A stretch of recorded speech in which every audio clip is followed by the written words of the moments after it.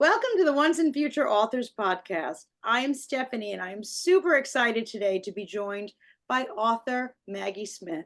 Maggie is such a prolific author, and her newest Blind Spot, I'm going to tell you from our author. Here's what she says. Rachel Matthews is used to stress, from the cutthroat world of the district attorney's office to her escalating clashes with her teenage daughters. So when a stranger sends a lavish bouquet with a macrame message and leaves a disturbing video on her doorstep, she's quick to act. Teaming up with an old classmate turns private investigator, she wades through old case files, searching for someone harboring a grudge against her. But before she has time to pinpoint a suspect, her stalker issues a demand. He wants money, lots of it, or he'll hurt her daughter. In a dangerous gamble, Rachel agrees to meet her stalker on an isolated beach, only to find herself fleeing from a shocking crime scene. Can she solve the puzzle of who wants to destroy her before she loses her family, her career, and her freedom? Please welcome author Maggie Smith. Thanks so much for joining me. It's a pleasure to be here. Thanks for asking me. Oh, I'm delighted. And I must admit, as the mother of a daughter, I get so nervous when the books have a kidnapped girl. I think I wanted to keep mine in a box forever. We all Well, have as we discussed, mine is off in the state of Washington, being a free spirit, so I yes, don't have yes. any control over her You have anymore. no more control. I get that. Mine's in her 20s now. I've lost all control whatsoever Yeah. as well. So what inspired Blind Spot? Hopefully not a run-in with your daughters. No, no. Although I do seem to write a lot about mothers and daughters. That my first book was about that too. um, No, I was looking for well, first of all, I'm kind of a big suspense junkie. I mean, I read all the Agatha Christie's when I was a teenager and then kind of looked around and said, what do you mean she's dead? There's no more books? Wait a minute. I read 50 books or something, used it all up. And so Sherlock Holmes and Rex Stout, and now, there's many more to choose from. But I read that kind of thing a lot, and I read women's fiction too. But so I wanted to try my hand at it, and even the first book I wrote was kind of mysterious. I think I like books that have something that makes you think, and you're trying to figure it out, maybe a little bit of a puzzle of why people are acting the way they are. And so I kind of started thinking about a revenge plot and what that would be like and why somebody would want to hurt someone psychologically and maybe physically. And it just evolved from there. It's hard to talk about this book because it's more of a suspense thriller. So there's Right. You don't want to talk about anything past page 20. No, I get that. exactly. Well, we find out in the opening pages. The opening page is on my website, so people can read it. But we find out that Rachel has been arrested for murder, and that she's accused of murdering somebody. We don't know who it is. And then that's kind of the flash forward, and then we flash back to the last 3 months of how it built up to that part. So I'm not giving anything away there. But it is kind of the first half of the book is kind of who is stalking her, who is wanting to get back at her, who is saying that she ruined their lives. And then after that person is killed, it's more who is framing her for this murder. And how can she find that out so she can save herself? So it's kind of a dual mystery. Gotcha. Now, you love reading all of these kinds of things. Can you sleep at night? Oh, yeah. Well, I don't like reading the real horror kind of thriller. If it's too gory, then that's not my taste. Right. I like it fast paced, and I like it more of a puzzle to try and figure out what's going on, and more psychological suspense than actual physical suspense. So Now, I see, don't have very much of that. I mean, there is a murder. There is more than one murder. right. But But we don't see them skinned or anything. Nope, nope, nothing else. But not plot related. I'm sure as a writer, because when you're writing puzzle books, I'll call it that, you're leaving little clues Oops. along the way. Now, did you ever have a reader find a clue that you didn't intend? I I've don't heard think that from so. Well, writers before. right, yeah, right now I haven't had as many. This isn't as we're talking, Right, it hasn't been released yet. So I've had early reviewers. right, And interestingly, one of the things I really like and has occurred a little bit in suspense books lately is maybe a surprise twisty ending at around 90% of the book. right. And then another one at about 98% of the book. And I do that too in this one. And so there are quite a few people that kind of say, I kind of guessed that first one. I thought that's where it was going. But I not the was second one. surprised, but I don't think I've had one person that guessed the last one. So Wow. it's a challenge to your readers. If you read this, will you guess that last one?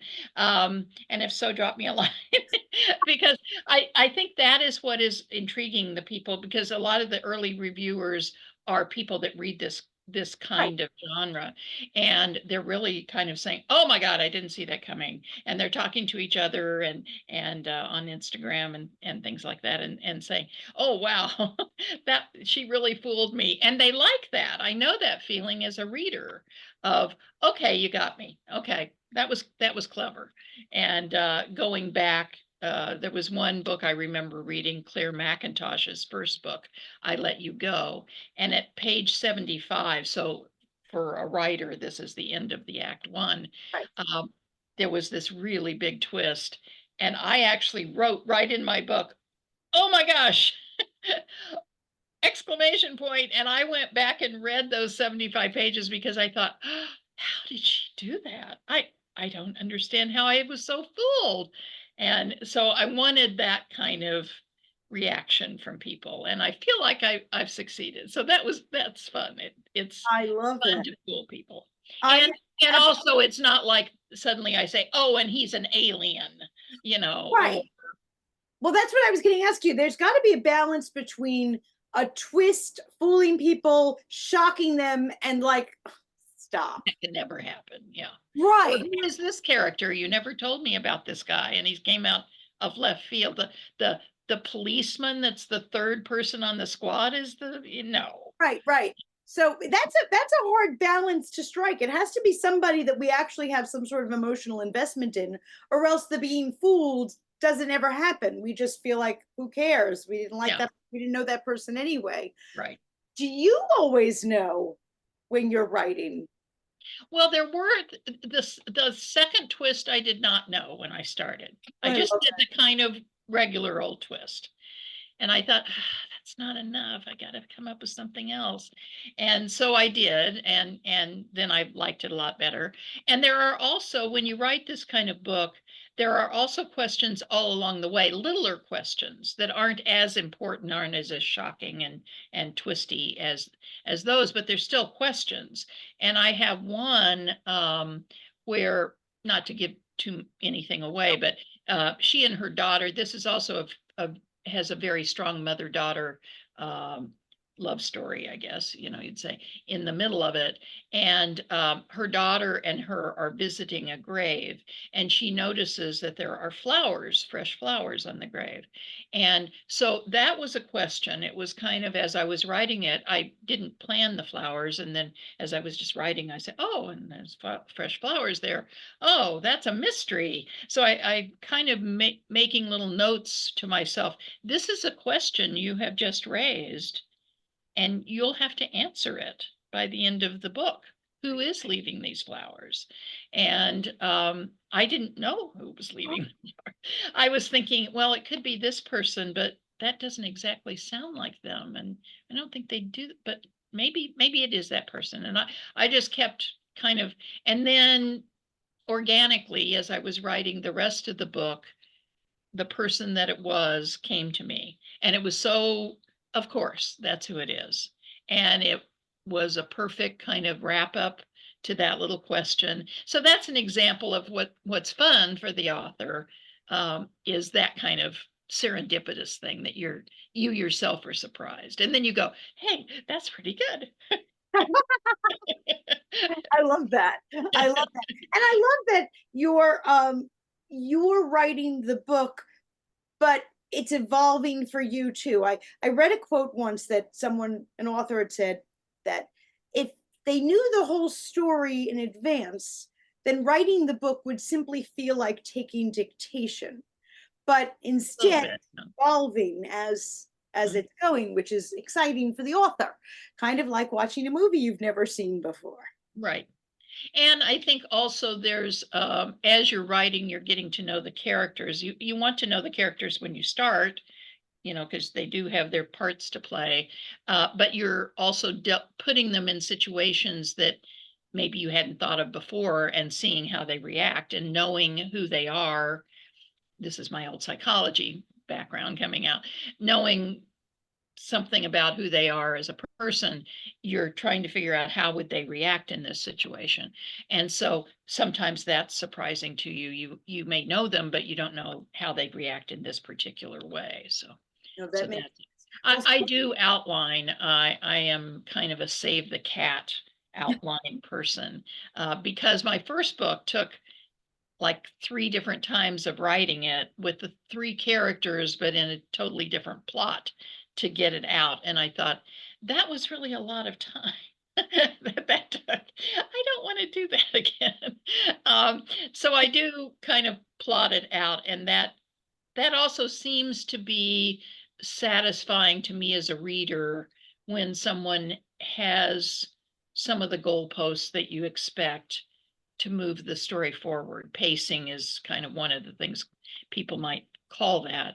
I just think it's important to kind of think of the reader and not just wander all over the place and not have a plan. Right. I want readers to feel like they're in good hands, that I've thought about this and I'm not just wasting their time for 200 pages and then go, oh, and now I've thought of what I really wanted to say.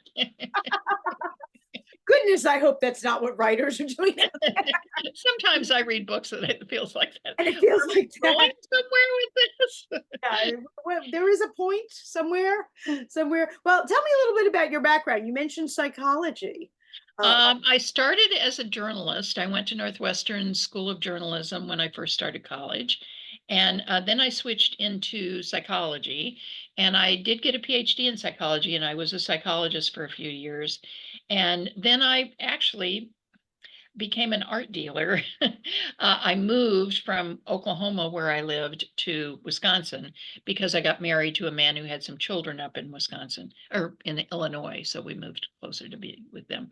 And so we started this business where we sold artwork, and it evolved into kind of a big deal. It was a $4 million company, and we sold artwork all across the country, not to individuals and not like a gallery, but like to hospitals and senior living facilities. We had a government contract, so we sold to the government. And so when somebody, I did that for most of my career, and then somebody came to me and wanted to buy it. And I had kind of run out of gas. I thought, I'm not going to take this to the next level. It's kind of done its thing. And this is kind of boring. And so I took the offer and then looked around and thought, now what am I going to do? And so I was searching around for some things, and I'd always enjoyed the writing from journalism, and I thought I had some background in psychology of how people interact, and so I kind of started taking some writing classes and found I was pretty good at that and enjoyed it. So I kept that up. So I have my first book here, Truth and Other Lies, which I released a couple of years ago through a small press. And then Blind Spot, I started writing after that. So those are my 2 books. okay, you definitely the most unique trajectory I've had. A lot of a I'm a lot of serial entrepreneur. Yes. absolutely. I've met an awful lot of authors in my lifetime, but from a psychiatrist, psychologist to an art dealer to an author. Yeah. But the author, what I've My parents always told me I could be everything I wanted. They told me I could be anything I wanted, and I heard everything I wanted. So at the same I just time, thought, well, okay, I've done that for 20 years. What am I going to do next? I think your parents were very wise to tell you that. Absolutely. I'm loving that. But what I'm finding so interesting is when you went from art dealer to author, it sounds so incredibly intentional. And that's not a story I hear often from authors. I hear, oh, I I've had the need to write. Yeah. kid and I always had a pen in my hand and there's always stories going on in my head. And you sound so methodical, which the type A in me is loving here, by the way. Like, okay, what, I have this break of time. I want to do something new. I'm going to take a class in this. That went well. Boom, boom, boom. Exactly. Wow. Well, I read, I was a very good student in school, so I have an entire bookcase of craft books, that I was a conference junkie for a long time. I went to seminars and conferences. And so I just kind of looked at it as, well, this is another learning experience. People say, oh, I'm a big reader. Well, there's a lot of difference between reading and writing a novel. Um, and yes, it helps that you've read, and that's kind of by osmosis. You probably have some, if you've read good books, you have some sense of sentence structure and plot and dialogue. But it's a different thing to study it and see, how would I do this myself? And so little things. I mean, would the average reader, if I said, how long are chapters usually? How many pages are chapters? I mean, I would have said, I don't know. How many chapters are there in a book? I don't know. So things like that. How long are sentences? How long are paragraphs? Um, what's the mix of dialogue and setting and description? And so I, almost dissected some books to see how they were structured and how they were made up. And there are patterns that, and particularly within genre, Blind Spot is much more of a genre book, falls in suspense thriller. Truth and Other Lies is women's fiction, but that's blends with commercial and literary, and it has a lot more amorphous shape to it. But a genre book like Blind Spot does have some goalposts you're supposed to meet. And, so I just kind of set aside doing. Now, it's another thing to do the voice and whether you're actually producing something that is artistic. That's another whole thing. But you can learn the structure of it, I think, and that's what I set out to do. So. Well, I could hear that when you were talking about reading, being shocked by what happened on page 74. So you went back to read to see how they got there. Yeah.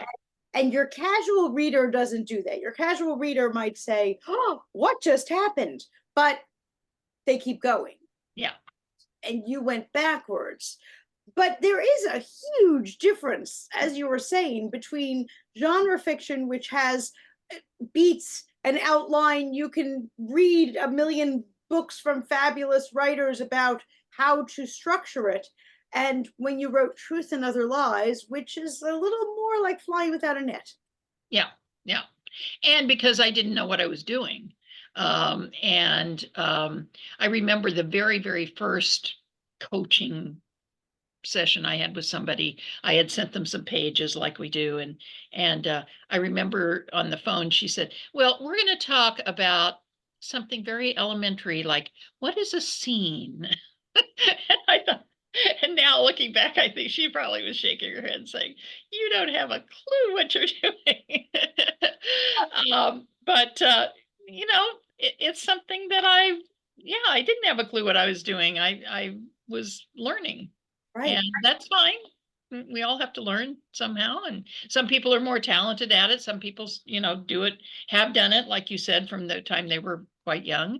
Um, and I had written as a journalist, but that's an entirely different kind of writing. So Absolutely, absolutely. But you were learning while also winning national awards, best debut fiction, all sorts of, most people learn, and it ends up kind of in a drawer. You learned, and Well, as I said, Truth and Other Lies had, I have three main characters in there. I have a 25-year-old young reporter, her mother, who is running for Congress, and her mentor, who is an older, like Diane Sawyer type journalist. And I had those same three roles in two entirely different novels, plot-wise. At least one I remember was the mother was the illegitimate child of the Diane Sawyer character. Um, that is nothing to do with what Truth and Other Lies is. So I wrote that whole entire book and had developmental editors say, no, too big a coincidence. You'll have to start over again. And I was like, no, I don't want to start over again. But I did, and I just kept those three roles because that was what was interesting to me, was a young girl searching for who she was going to model herself after in her life, the mentor or her mother. And the mother is different politically from her. So there's, a little bit of politics in it. Journalistic ethics is certainly a part of it. So that was what I wanted to explore, and I could do that in a different plot, if you will. So I just rewrote that. So I, in fact, have one or two in the drawer, but they're the same book. It's just well, that to me is such an amazing thought of self-control, and I'd love to think on that for a moment. How do you know? And you said you had developmental editors yeah. who said, but I mean, we're not all very good at listening to good advice, and putting 300 pages in a drawer and saying, all right, I like the character, but that's not it. Start fresh. That's scary. Well, I didn't only have one developmental editor tell me that. Uh, I actually had three developmental editors tell me that. I was preparing a seminar that I was going to teach about developmental editing, and I thought, well, this would be perfect. I'm going to hire three developmental editors and have them all give me feedback on the same manuscript. So I'll use that in my presentation. So I had three different people tell me kind of the same thing. One was much more specific, but I thought, and these people, I hired them because they supposedly know what they're doing and talking about. So better now than when I've got it out in the marketplace. And so, yeah, it's just, it It's does, taking a story and writing it in a first draft, particularly if you've planned it out ahead of time and been thinking about it, is not the major part of the time that it takes. The revision and the pre-planning is where the time takes. The writing of the first draft is just getting the story down, just telling the story to yourself. And so that really, for me at least, doesn't take but like maybe a few months. mhm. So but but it is still incredibly noteworthy that you walked away, and that's so huge. You're a psychology person. Sunken cost fallacy.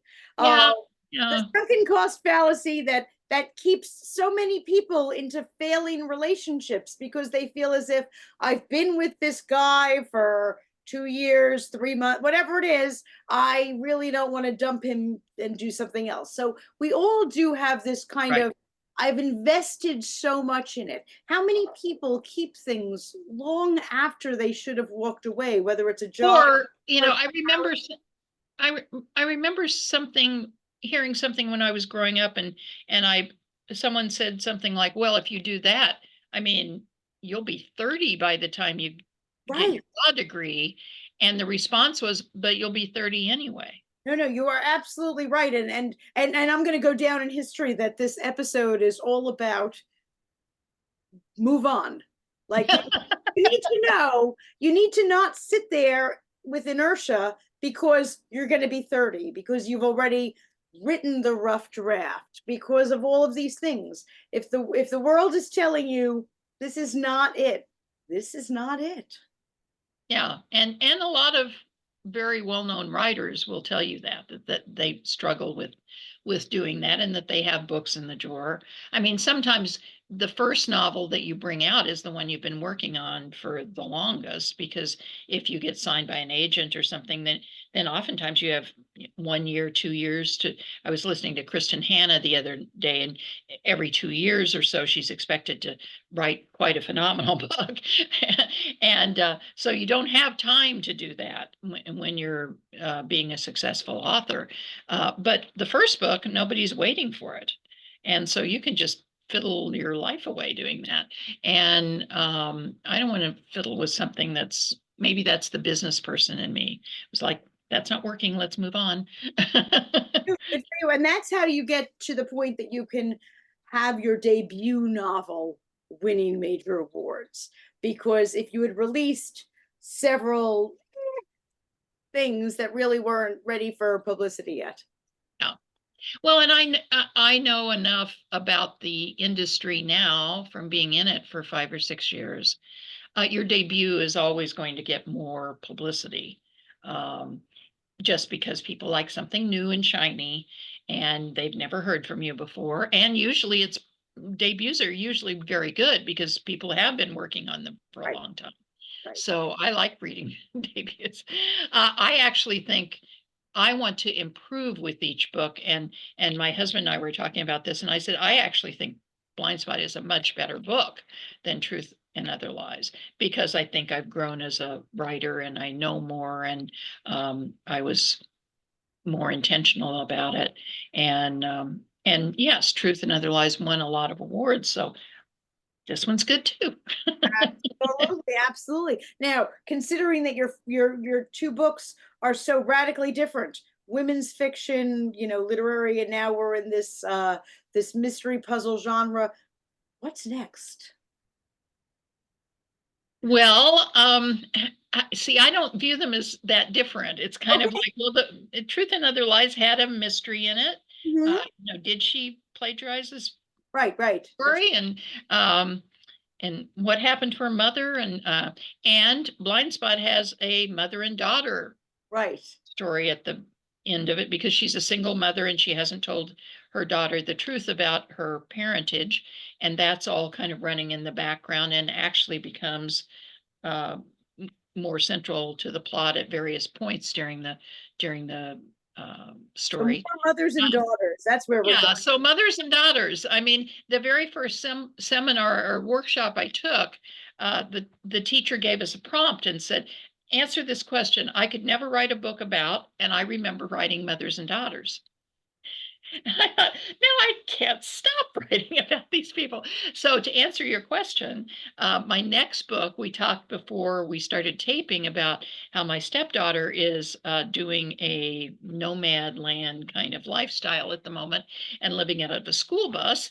And so, my idea for the next one has to do with perhaps her and her husband getting kidnapped and being held for ransom.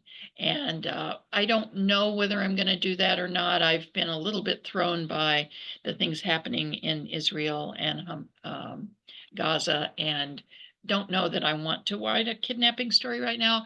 But until something different comes along, that's what I'm kind of noodling over. No, I totally understand that. There are some things that may or may not be the right time. Yeah. Although it'd probably take me 2 years to write it. So hopefully by that time, this will all be over. But Exactly. So tell me about you writing for the next 2 years. Are you a desk person? Are you out on a lounge chair? Are you let me go on a retreat to Sedona? What what gets writing going for well, you? that sounds good. No, I'm more of a desk person, I'm afraid. Well, I think people spend too little time on what I would call the noodling stage. They just start writing and start acting like, okay, well, it's NaNoWriMo and I'm sitting down and writing 50,000 words. And I think probably 50% of your time before that needs to be spent on noodling around about what the characters are, what the plot is, what you're trying to say, what the theme is, uh, throwing out things that are superfluous. that's the other thing you run into with the first novel is you've had all these ideas and you want to get them all in here, because what if this is the only book you ever write? Well, you can't put everything in one book. And so you do need to, this is just a slice of a character's life, and you're not going to cover their entire life. And it's something important that happened that has something that you can say about life and characters and stuff. So I think you need to spend a lot of time thinking about it to begin with, so that when you then sit down to maybe even plot it out, which would be what my next stage would be, um, you've been noodling around quite a bit. And that's because everything I read and everything I watch and just living life, I find that I get ideas from that. And they seem to be ideas that I can apply to what I'm noodling around about. So I'm always just kind of keeping a little, I have a big moleskin notebook for this one book, and I'm always just writing down ideas, and I won't use all of them. But that's how you kind of come up with more off the wall things that you hadn't necessarily thought of the first time. I love that. So 2 years from now, we'll have something new and fabulous to read. It's called All in the Family. That's what I'm planning on right now. Oh, okay. So we have a title, even though we might not have. Yes. It might change. It might. We don't have a cover, but you know. And how many books were about to go to press and they still didn't have a title? So there's that. I have a friend that just announced on Instagram, here's my new title for my book that's coming out in September. And I was like, okay, what was it before? I can't even remember. It seemed nice. I had heard the book Jaws, the movie Jaws, Uh-huh. the reason why I didn't swim for a decade. They were actually sitting around in the publishing house. The printer was waiting and they had no title. And Really? all of the titles were much longer and involved and this and that. And someone at that meeting just said, how about simply Jaws? And none of us can picture that cover with anything other than just Yes. Jaws. But Yes. it was an incredibly last minute decision. Yes. Yes. And Well, how many movies? mine was kind of blind spot was always kind of the people have blind spots. Hmm. That they can't see what people are doing. They judge people in the wrong way. And that's because of their background. Again, the psychology of, why do you view that person positively and that person negatively? It might have something to do with other people you've encountered in your life that they remind you of. And so that idea of, how do we get around those blind spots and what does it take before we finally say, oh, I see what's happening now. So that was kind of the idea behind the name for me. I love that. So we have a name for the next one. What it's going to be about All remains. in the Family could be about anything. It could be about literally anything. But that's good. It gives you enough leeway. Right. I kind of have the big twist. Oh, interesting. I love that. We have the big twist. We have 90% of the book in, but not Yes. And the name. the name. No cover. Yeah, last night I was thinking, well, instead of setting it here where, I've set my first one in Chicago and this one in Milwaukee, and I live in Milwaukee. I thought, well, what if they owned a vineyard in Napa Valley? Would that Now you're talking my language. what if? I'm all about books set in a vineyard. I'm right there. Do you have the pre-order page up yet? No, but I do love covers. I kind of, those people that follow me on Instagram, I do quite a lot about covers, other people's covers, and covers that remind me of, they're kind of clones of each other, and or they have the same theme or something. So that's my old art background coming out. Well, from psychology to an art dealer to a celebrated author. You are, well, we want to keep you in the celebrated author for a while because This is where I'm staying. coming, I but quit at a desk. I'm a little concerned that she's going to say, And now I'm going to be an astronaut. maybe not. I have no idea what's going to come next, but for now, we're thrilled that you're a celebrated author. Maggie, where is Instagram our best place to follow you?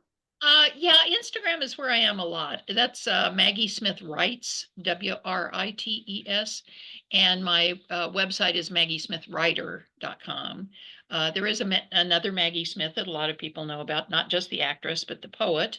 But I'm writer, she's Maggie Smith poet. So a little confusing, but it's my name. It's her name. Yeah, So absolutely. And now we know one thing that our Maggie Smith will never be is a poet, because that would make it even more right. Yeah, confusing. that would be too confusing. Or an actress. Oh yeah, so she'll be an astronaut long before she's a poet or an actress. Exactly, exactly.